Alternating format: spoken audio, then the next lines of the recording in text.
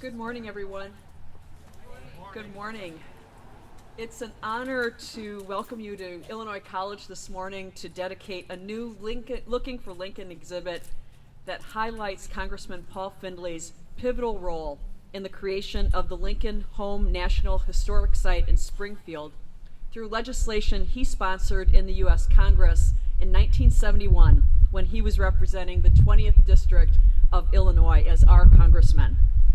I want to offer a special welcome to Mayor Andy Ezzard, who is here today, Brittany Henry, Executive Director of the Jacksonville Convention and Visitors Bureau, members of the Illinois College Board of Trustees, faculty, staff, members of the Jacksonville community. It's absolutely terrific to see you here on this very, very special occasion.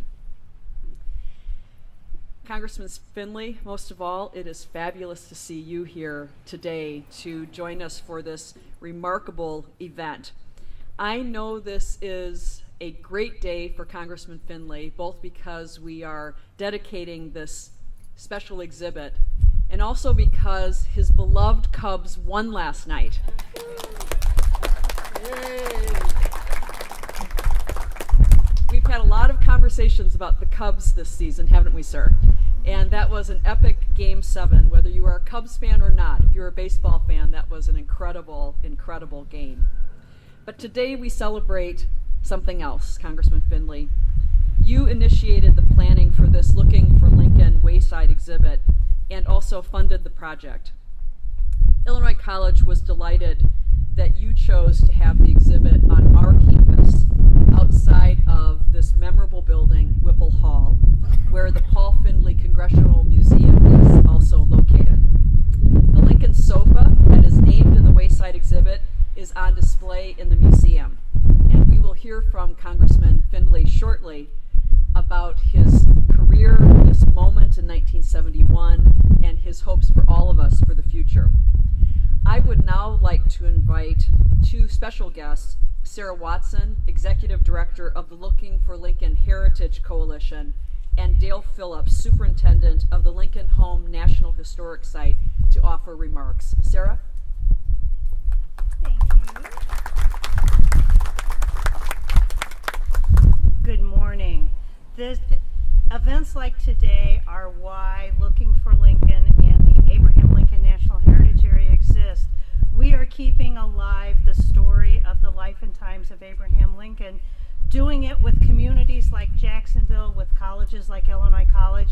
Laura Marks is here, who I'm sure many of you know, who has been a long time Looking for Lincoln board member. Thank you, Laura. And it has been our pleasure and our honor to work with Illinois College and Congressman Findley to see this come to fruition today. And in just a few minutes, you'll get to see what it really looks like.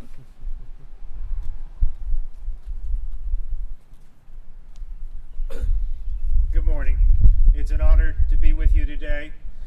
Congressman Findley, it has been a pleasure to work with you over my last 7 years as superintendent of the park. My thanks on behalf of the National Park Service to all your hard efforts.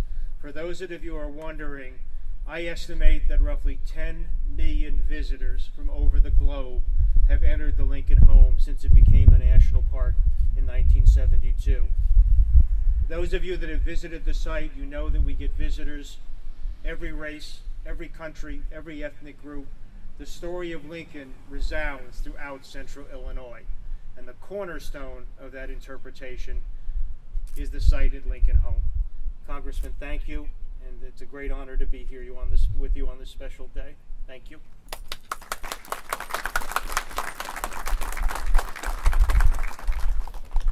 Before I turn the microphone over to Congressman Findley, I'd like to read a letter that I received this week from Richard Mills, trustee emeritus, alumnus of Illinois College, and also United States District Judge.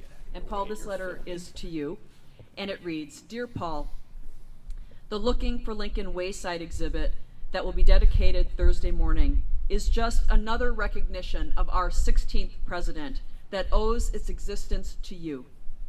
Everything that you have done to preserve the memory of Mr. Lincoln is another achievement that you have devoted your life to. I remember with great pride your hard work and dedication that resulted in the National Park Service taking over the Lincoln Home District.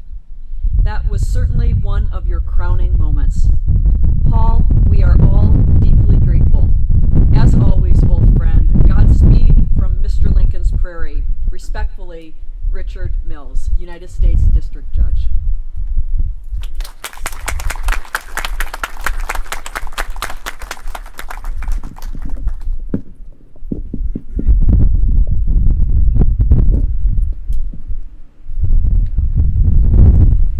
Paul, we're so glad that you can be here today, and I'll give you the mic to offer words of welcome and your remarks. Thank you, Barb. And ladies and gentlemen, I feel so lucky to be alive today. Going through the amputation was not fun. It causes me to look for a new career, and maybe because I just have one leg, I'm especially qualified to be a pirate. Anybody recommend that? I think Abe Lincoln would have a lot to say about piracy.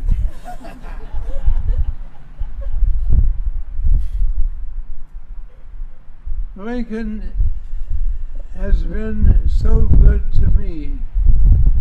If any of you have had a look at my most recent book, you'll know that had it not been for Lincoln, I would never possibly have been elected to Congress. His secretary, John Nicolay, wrote a letter that outlined the role that his father had taken with Lincoln. And John Nicolay recognized his own role, and he had been present on many occasions to hear the golden words from Lincoln's lips, from the House Divided speech that he gave in the State House on the eve of his candidacy for U.S. Senator, to the first inaugural that he wrote on a desk there in the State House, the old State House. Those words from the first inaugural address, so often quoted, were heard from Lincoln's lips by Nicolay, and Nicolay also heard other utterances, including his Gettysburg Address. So, as a son of Illinois College, I'm so glad that Barbara Farley and others in leadership have seen fit to commemorate the Lincoln connection. He was, I'm sure, often on campus, but so far we don't have the physical proof of that fact. But I know this, the day that Richard Nixon, our president, visited to the State House to deliver an address in connection with the opening of the visitor center that had been designed and built next to the Lincoln Home. That was a very, very happy occasion for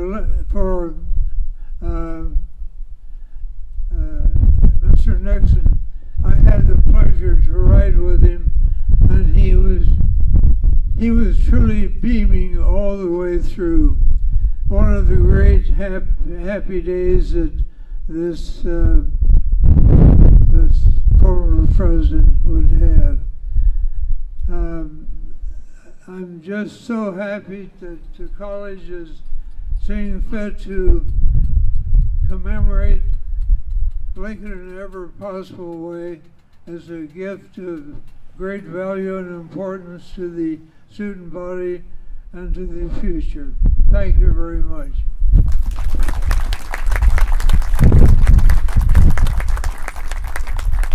haven't applied for the job as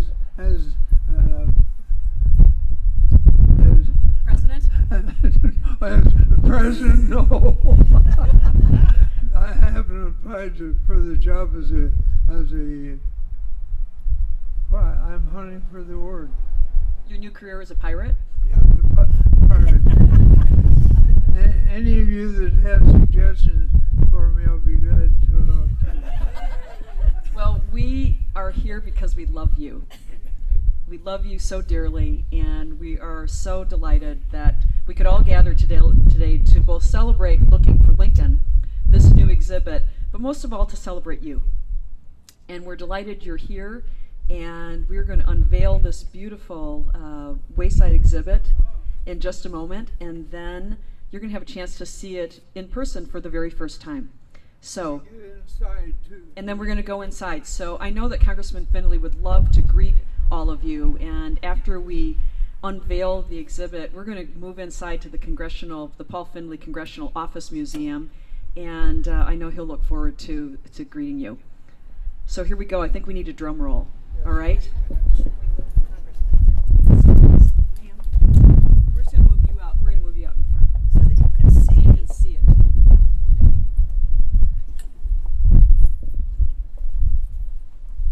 Congressman Findley, as many of you know, is a graduate of the class of 1943, and it's been my great pleasure to come to know him as a dear friend over the last 3 years, and it gives me great pleasure to join Sarah Watson in unveiling this exhibit.